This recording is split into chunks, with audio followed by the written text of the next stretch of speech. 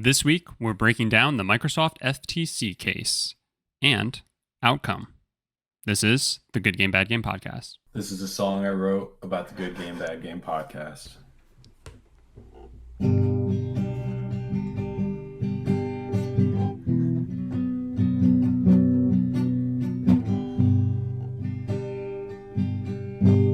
Good Game, Bad Game podcast.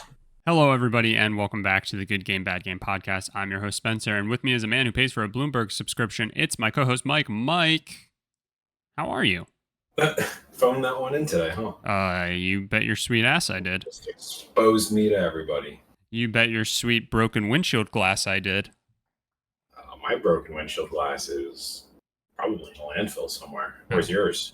Mine is still on my car. Excellent. Good stuff.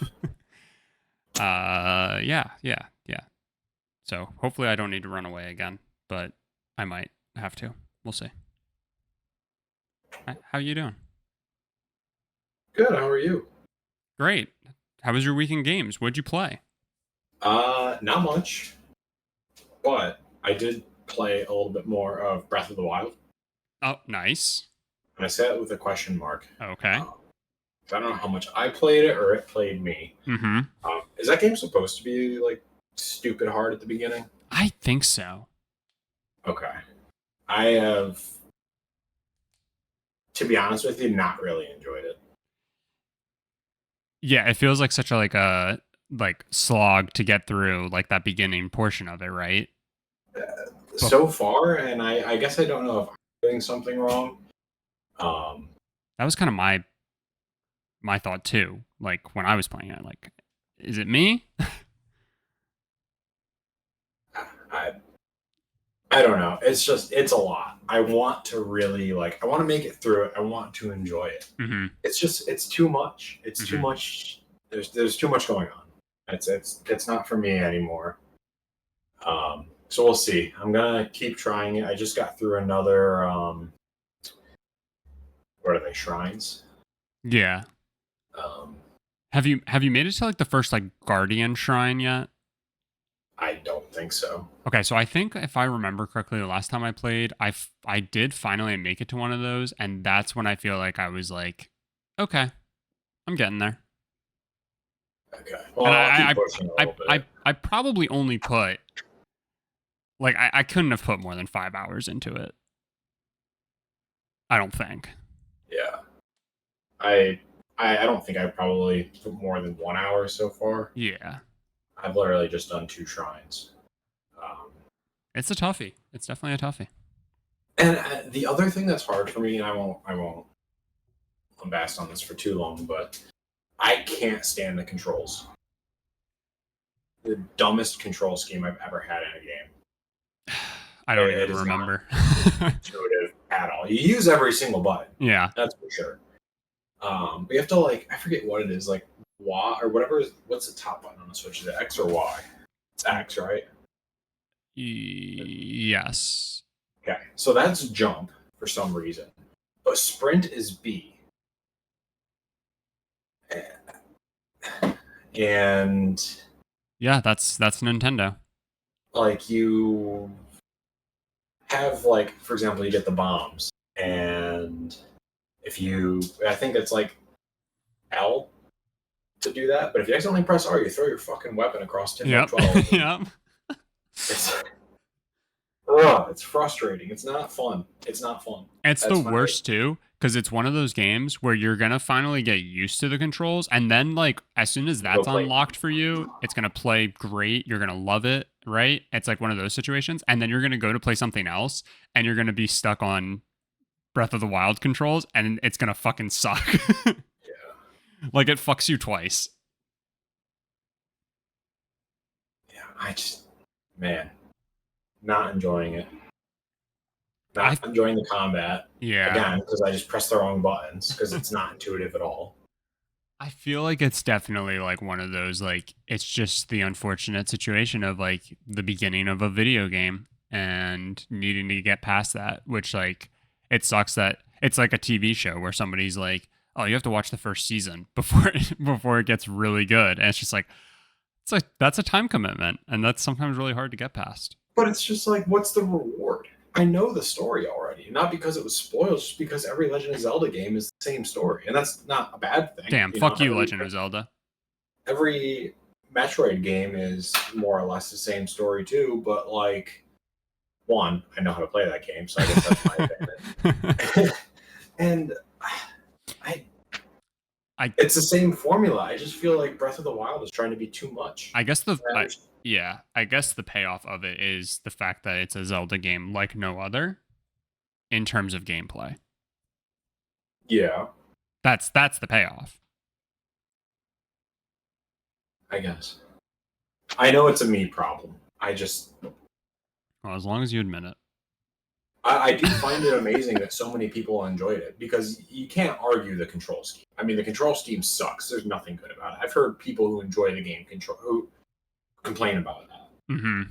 So, anyway, that's really all I played. I candidly played some Madden because it's that time of the year, but not much. Not much, I promise. I'll allow it.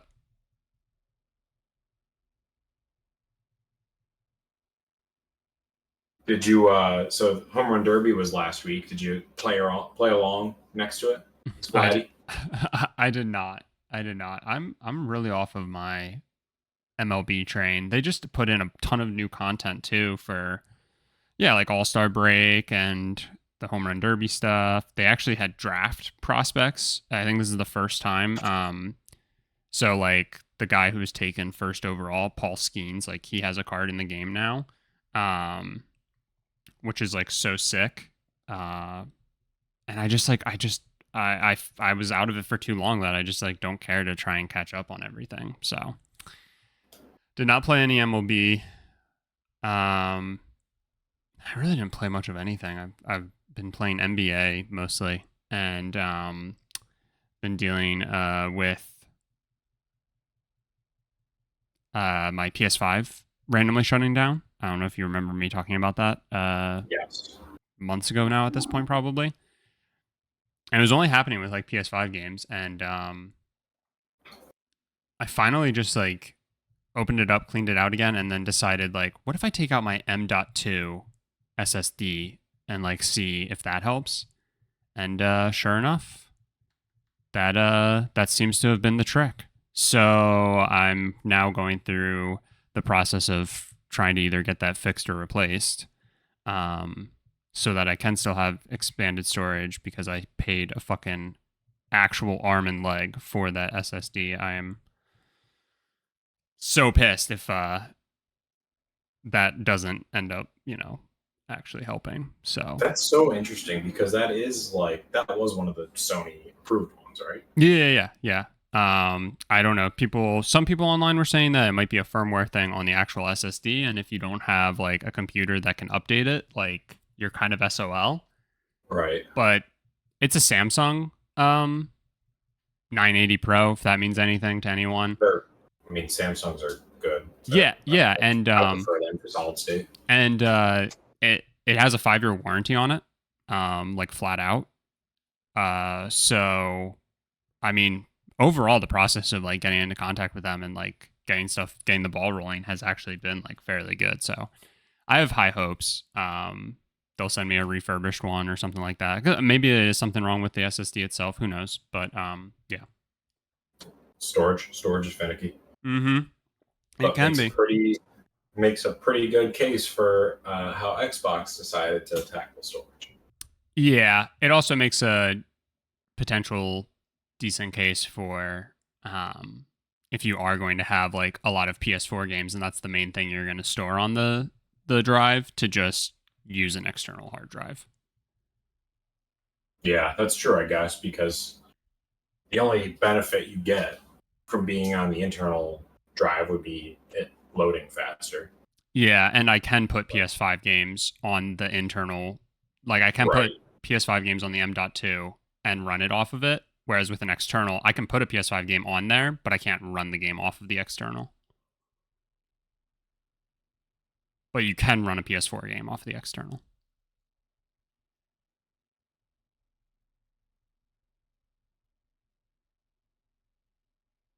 Great stuff. Oh yeah.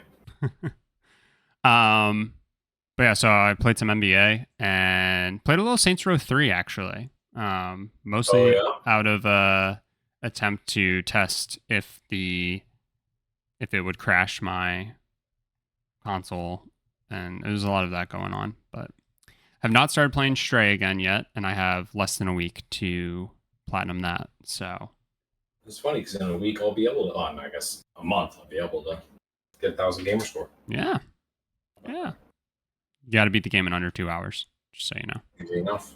Yeah, it should be. All right. Hey, Let's. I don't know if you saw. Sorry, I don't know Oh, if you saw, but you can get, I think, a refurbished Series S for $200 on Prime right now. is that so? Hey, you could yesterday. Well, okay, so we're in date inception. So Tuesday you could. Okay. It's now Wednesday, so you might still be able to. I'll have to check that out. I could have sworn I looked at gaming deals yesterday and did not see it, so I might have been late to the party, Could be. or I might have scrolled too fast. But good to know. Good to know. For once, the gaming news gods smiled upon us. Feels like this doesn't happen too often, and we said we were going to bide our time, and hopefully a verdict would come in the FTC Microsoft case. And it just so happens that one came yesterday, Tuesday, date inception again. And it was perfect timing for us to be able to talk about all the stuff that has come out of these hearings, and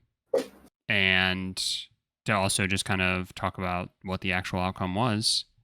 And I'm actually, for the first time, I would say, I'm relatively excited to talk about this nonsense. Yeah.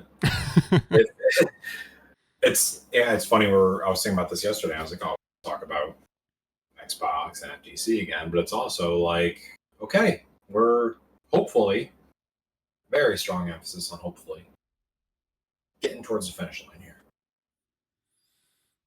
Yeah, should be at the very least. And I wanted to take some time to talk about some of the, I'll say air quotes, bombshells that came from the hearing, because there was a lot of silliness and nonsense, much like the CMA versus Microsoft stuff, where the final verdict was this can't move forward because of the cloud competition, and like that just felt, nonsensical. But there was quite a bit of that, and even to the point where the judge of the case had to multiple times say that the FTC is just arguing, like they're just using Sony's arguments, and not actually using arguments for the consumer.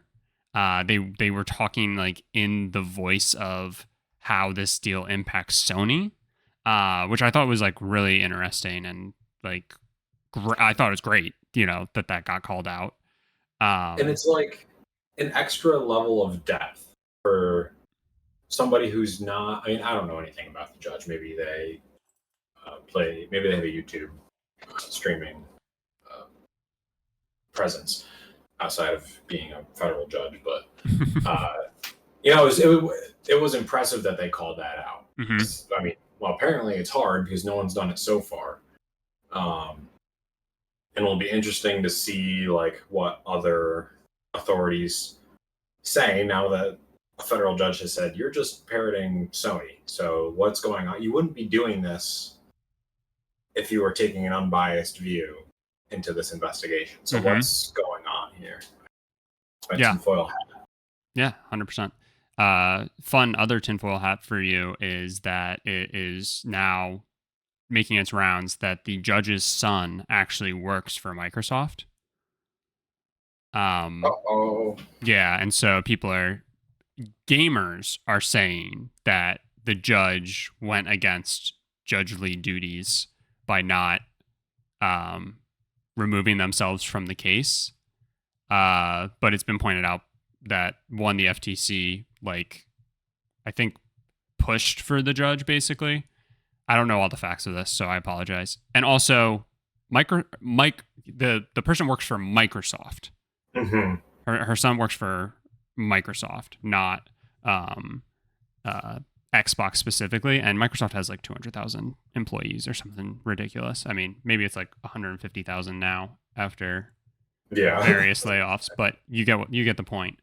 No, but I mean, a lot of stuff came up, and obviously, we got to see so much insight and just like so much craziness into like the backs of these companies and like how deals come to fruition. And it like, this is like really crazy that all of this even happened in the first place when you like think about it, and all the information that's now out there is truly crazy, and kind of gave gamers, non-derogatory, a glimpse into some of the stuff that we just have no idea was happening. And in a lot of ways it's cool, in a lot of ways it's upsetting. And it's just crazy. It's just crazy that this all gets put out there in an attempt to stop and push forward something as big as this, you know? So one of the things that I wanted to talk about, and I don't really have any particular order, so, you know, I'm just kind of going off of like some of the biggest things that I know were brought up, was how the Bethesda and Xbox deal came about. And there's a lot to unpack just in that alone. PlayStation was striving to make Starfield a PS5 exclusive, or I guess a PlayStation exclusive. Is Starfield releasing for Xbox One? Do you know? I don't. I imagine not. Yeah, I think it's strictly next gen. Granted, I don't. Do you know? Was that like, was the idea that it was going to be like a timed exclusive like Deathloop and Ghostwire Tokyo, or was it a full blown? Do you know? As far as I know, it's a full blown Xbox exclusive. Sorry. Was Sony trying to make it a full blown exclusive for themselves, or? I don't know if that detail has been put out there yet. Okay, I couldn't remember. I imagine Sony was probably trying to get it as a full blown exclusive. Mm-hmm. So I thought it was really interesting how the narrative can constantly shift, and how people will use that as like ammo against like Phil Spencer and Microsoft and Xbox, and say that like that's them going back on their word, because clearly it was in development for PlayStation and they took it from PlayStation.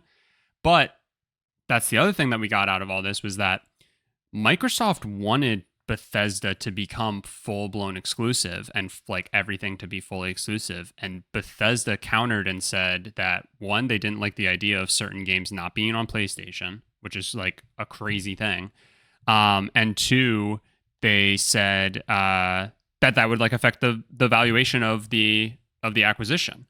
And so like that's like a really crazy piece of the overall like pie, you know, that is that acquisition. But the main focus is, or the main idea is that, yes, all new IPs will basically moving forward be Xbox exclusives, which Starfield is a new IP.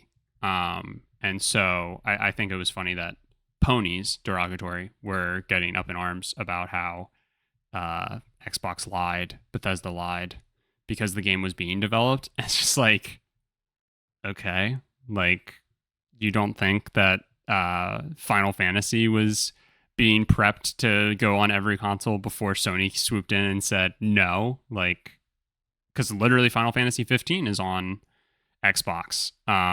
So why wouldn't 16 be on Xbox? Well, because Sony came in. So I find that funny. Xbox is making a big push for like RPGs and JRPGs. Mm-hmm. Mm-hmm. So it's very clearly strategic on Sony's part. Yes. It's just crazy. It's crazy that they were that Sony forced Microsoft's hand basically into buying Bethesda. Xbox basically got to the point where they could not sit by and see another game, another major game release not on Xbox, especially from a I would say, a relative powerhouse like Bethesda. Just So do you, crazy. knowing that Bethesda came in and said no, this needs to be on PlayStation as well after Xbox acquired them, do you think Sony would have pushed back harder and said no, this is going to be on PlayStation only, and you're going to deal with that? Yeah, I don't know. I mean, like, are you saying for Like, had the acquisition gone the other way?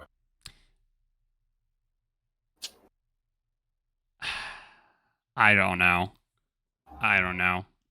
I think it's like super telling that certain execs at Bethesda were like fearful of, and by certain things not being on PlayStation, my assumption is Elder Scrolls and Fallout and the like MMOs of those worlds as well. So Elder Scrolls Online and Fallout 76. Like, I'm guessing that's mostly where they're like, we don't want to see those games not on everything. Mm-hmm. Yeah, I don't know. I feel like Sony would be the type to be like, these are our blocks. We're taking them. We're playing with them. So I don't think it's this. I don't think it's like the same. And I almost rarely do anymore think that it's ever going to, what is for one is going to be the same for the other, because that's just how Sony and PlayStation have been. What do you think? The pessimist in me would say no, PlayStation is going to either make this exclusive to PlayStation or not go through with the acquisition at all. I don't think they would have caved. Yeah. But I also kind of think that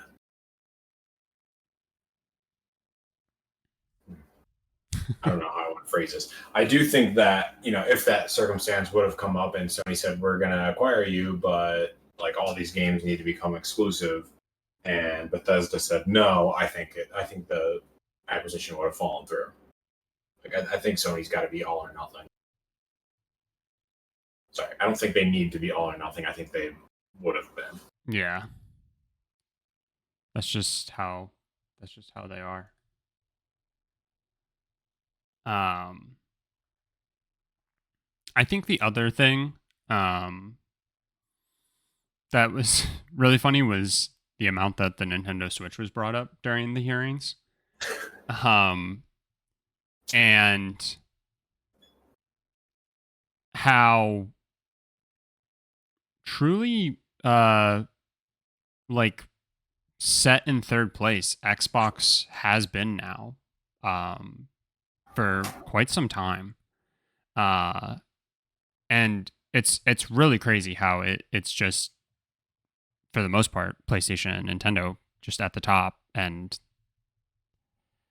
then Xbox all by itself. And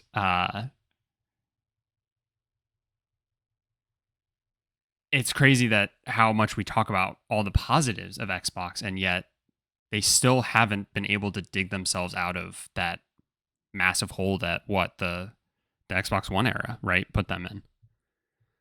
Yeah. Because the 360 era was great. Right. And then also the original Xbox era was not great either. Right. So it's just crazy. And it's also crazy how just how much like focus was given to Nintendo amidst all this, even though, like, for the most part, it felt like there was a concerned effort to keep shifting. Like, so much of this was focused on just Sony versus Xbox, and there was so much attention to be like, stop forgetting about Nintendo. Like, please, for the love of God. Like, because look at what they're also doing. And how, if you're truly looking at fairness and stuff like that, this deal for for Xbox just starts to tip the scale for them. Yeah, I kind of think I have the opposite. I think this trial is going to lead me towards the opposite opinion, in that Nintendo's on an island. So really, none of this matters for them. I mean, they're going to keep doing what they're doing. Activision to them has got to be such a small piece of the puzzle. Oh, for sure. So, I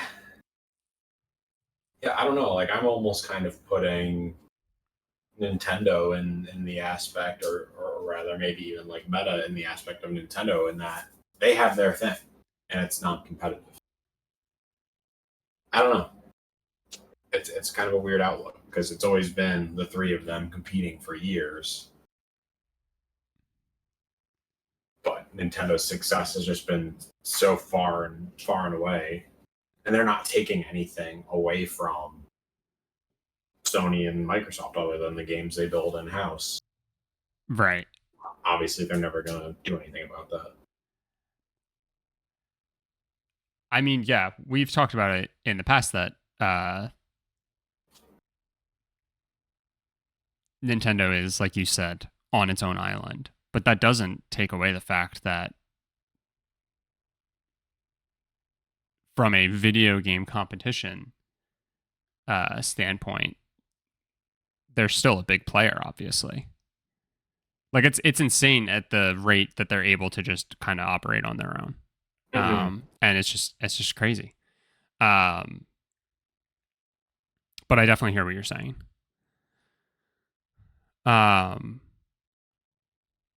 What else? What was another major thing? We found out that, I remember sending this to you, and we both had, I think, vastly different reactions, that next gen is already scheduled basically for 2027. 2028.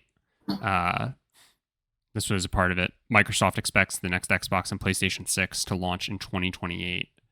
And your response, mine was fuck off, and you said, I'm okay with that. Yeah. No. You. I'm okay with it in terms of normal timeline. Yeah. Of course, we've discussed before, should you add 2 or 3 years onto that because of COVID? Probably. But, I mean, what was the actual number? Was it 2027 or 2028? It was 2028. Apologies. Okay, so that's 8 years. Mm-hmm. That's right on the mark for a new generation. It just feels like, with how we were talking about the marginal increases of the tech, like, will we actually see something meaningful in 2028, like meaningful change? Or is it just because it's that time and we're supposed to, Yeah, I there's got to be a good reason for it, right? And the main one that I can see is like adding AI coprocessors to systems, which is, that's, we've talked like, okay, next gen is going to have a lot of cloud influence and that kind of thing, which I think it will, but we've also seen a lot in the ML and AI space, and phones have built-in AI chips and consoles don't, and I mean, video games rely heavily on AI. I mean, they have for decades. So that's a big advancement I could see that would be meaningful. I hear you. I don't know. I think the timing is okay. Again, frustrating because it feels like this generation was a waste, but maybe that's the approach. Maybe they just say, okay, it was a marginal generation. They can't all be mind-blowingly different. Yeah, no, I hear you. We also got from this Xbox pretty much confirming a PS5 Slim for later this year. So Tom Henderson is once again going to be collecting apologies, as we all laughed at those very awkward articles that felt like, okay, but what's the like? Where's the facts to back it up? But like, okay, well, I guess they were there. So I find that interesting. Something that we get out of this. Yet we didn't hear anything about some potential midlife upgrade for the series console. Yeah, I wonder if we will. I feel like it would have come out in this, right? I would assume so. I find that to be interesting. And then I think pretty much the last thing, and this is going to encompass a lot of things that I feel like is pretty major, is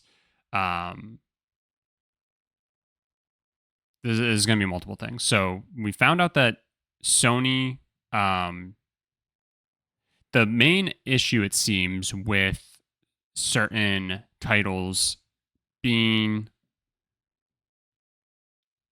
in the Activision umbrella that could potentially, so Call of Duty being the main one, coming to PlayStation, is that Sony apparently was wary of sending dev kits to Microsoft. It's like the main reason there's no Minecraft PS5 version, apparently. So if they were to send dev kits, then Minecraft would be on PS5, I guess. So I find that to be telling and interesting.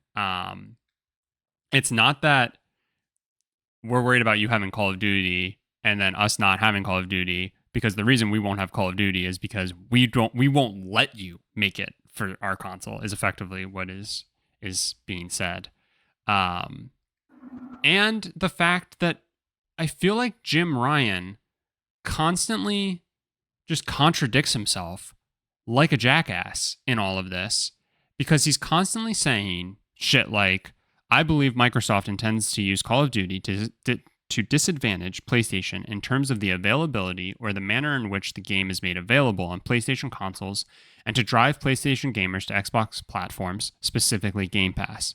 And then we'll turn around and say, developers hate Game Pass, and Game Pass is not a value-driven approach to gaming or whatever, a revenue-generating approach or whatever it is that he says.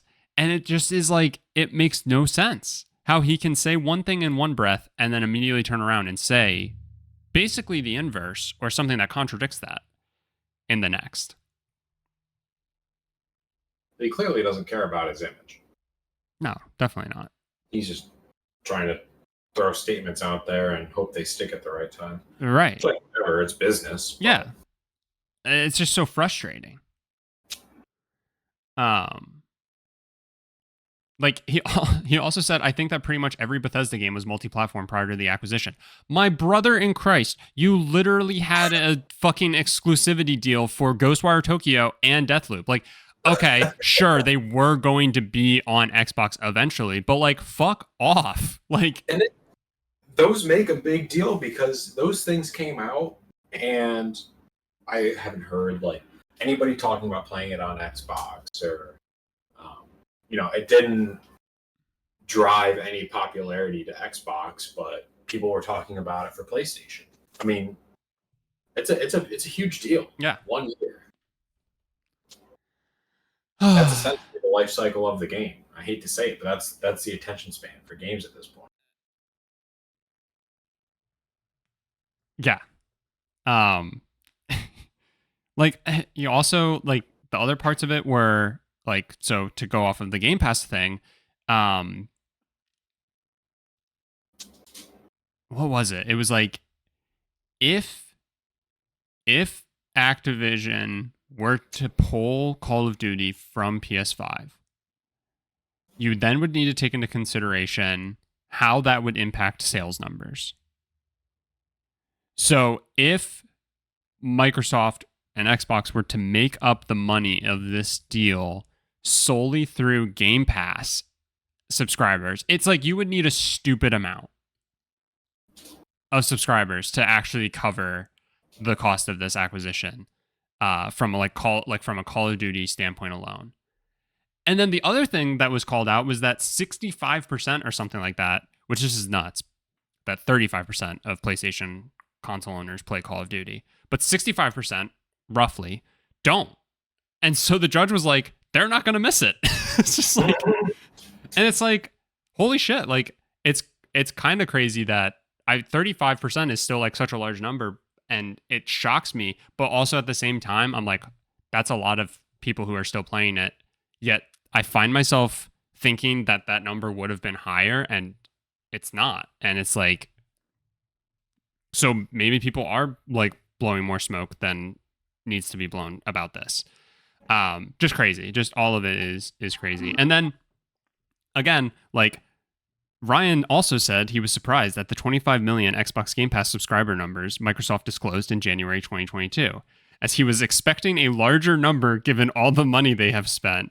He compared it to Sony's 55 million PlayStation Plus subscribers at the time. It's just like, I just like, I cannot believe it, basically, is what I'm saying. Like, in almost every single way, Sony is so clear superior in these comparisons. And yet somehow make it seem like that's what makes them the small guy. And it's just crazy.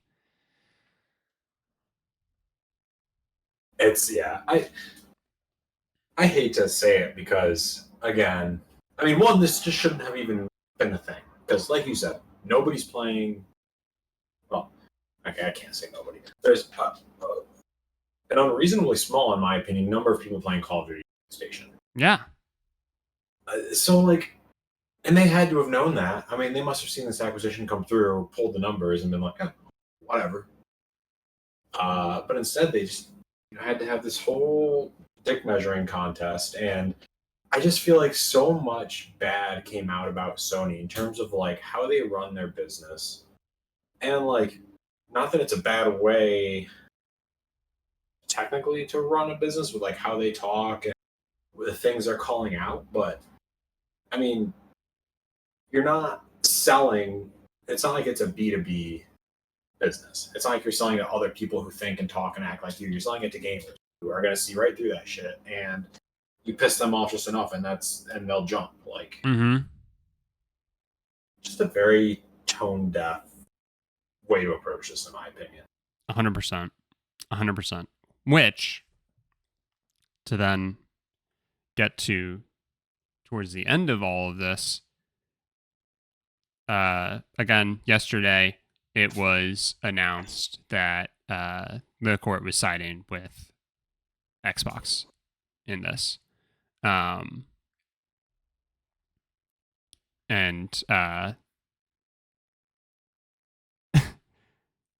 honestly, it ended basically with a lot of the closing statements being effectively like, stop using Sony's talking points, focusing that at the FTC, and instead focus on what is actually anti-consumer about this. And I mean, I guess technically what all consolidation is anti-consumer, but you know, we've talked about it before, like nobody bats an eye when Embracer Group is buying up all of these small IPs and building quite the library. Nobody bats an eye at Tencent.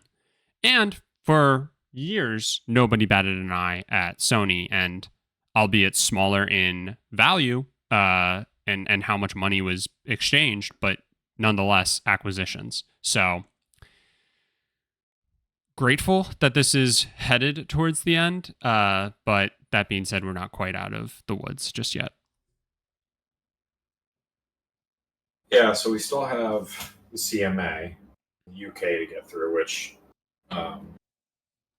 do we know, did they say when that's going to, pausing it for now, or they're pushing off the next leg of it, right? So let's see. UK regulator moved to block Microsoft's proposed acquisition. This is from Tom Warren on The Verge, by the way, in April. And Microsoft was due to appeal that decision with a hearing set to start on July 28th. That's all we know. But it's paused. So. And so now the other kind of news that came out on the back end of this is that Microsoft is willing to do some sort of divestiture of Activision Blizzard. Yes. What exactly that is, we don't know. From everything that I've read, I know from I'm pretty sure Tom Warren also talked about this, but there's a couple of other sources that it's going to be small, whatever it is. And you made the good point earlier when we were talking about this that the CMA's main concern is cloud competition, which is laughable. Yeah. I mean, that's what this says. This says Microsoft has now agreed with the CMA to pause its appeal process to look at how the transaction could be modified. So, like, what part of this could be changed, altered, to address the CMA's cloud gaming concerns. But Tom Warren's also then the one to today say the CMA is now warning that Microsoft's Activision deal could lead to a new merger investigation if it's restructured. And that's the CMA saying it. So, I don't know.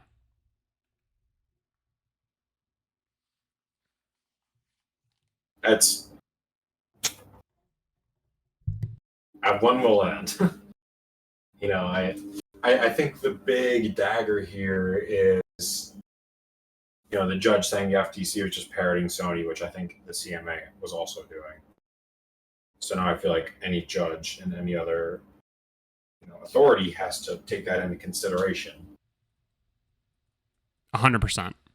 So I guess, is there anything really is there anything that we see truly tripping this up now after this whole FTC thing? Or do you think now at this point, it's tough to say, obviously, because, anything could happen, but do you think this was really the main hump to get over? I mean, not to sound too patriotic. Go ahead. I'll allow it. If Microsoft beat the US, pretty sure they're going to beat the UK. Hell yeah, brother. Hell yeah. 1776. I love it. Can you post in an eagle screeching after all of that? Yeah, sure. Okay, cool. It might just be me going, ah! I don't know if that came up on your end. That's good. No, I didn't hear it on my end. Blown out, and now it's in the podcast. That bodes well. Nice. Okay. That'll do. In all seriousness, I would be shocked. It's for me as the watcher in all of this. I would love to see what else is tried. It sounds like the United States might try something else.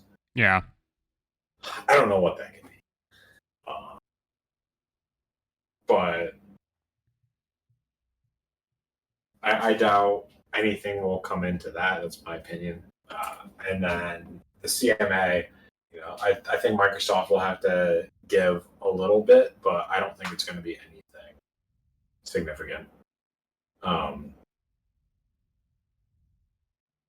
They're using the word divestiture, and that kind of makes me think that they're going to sell part of the business.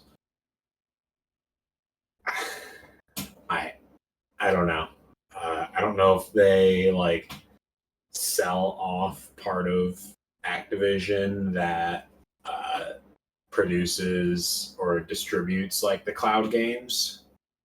So then they work as a third party to say what platforms the games go to, and it's completely independent of Microsoft on paper. I don't know. I don't know what they could possibly sell off. It'll be interesting. Yeah. Oh, brother. Well, anything else that you wanted to call out from the hearings? No. I'm glad that this leg is over. I hope there's not many more. Yes, agreed. Last thing I'll say, I'd say the funniest thing to come out of this was one, people not understanding video games, but two, the Sony documents that were a Sharpie was used to redact information, which was able to be seen through. So we got gems like Horizon Forbidden West costing $212 million and The Last of Us Part 2 costing $220 million. Along with some stat breakdowns that Sony provided regarding Call of Duty and how much it's played and stuff like that. Very funny stuff. So the judge even had a nice little jab about no Sharpies, and quite enjoyable.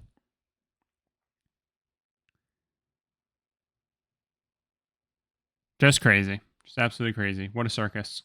What a shit show. But hopefully it's over. GG's.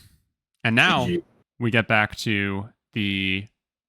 Oh, so now that this went through, Sony's going to buy Square Enix. Mm-hmm. Oh, if Sony buys Square Enix, Xbox is going to buy Rockstar. It's just nonsense. It's just the worst. Thanks for making British. Yeah, well, every Xbox... every Xbot is British. Yeah. Tom Warren. Me. You. You're an Xbot? I'm a pony. I hate Xbots. I hate you. We'll never have a podcast ever again. Last episode. All right. Well, we need to not make it. We need to not make it to quite whatever we're at. 2 years, 3 years. We're coming up on 3. 3 years. Wow, we've been doing this for a long time. Good for us. A little under a third of a decade. Yeah, that is factual. About a third of a console generation. Yeah.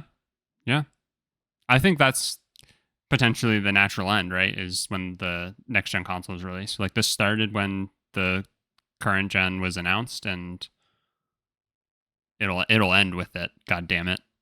Yeah. That's it. Every good story needs an ending. Yeah.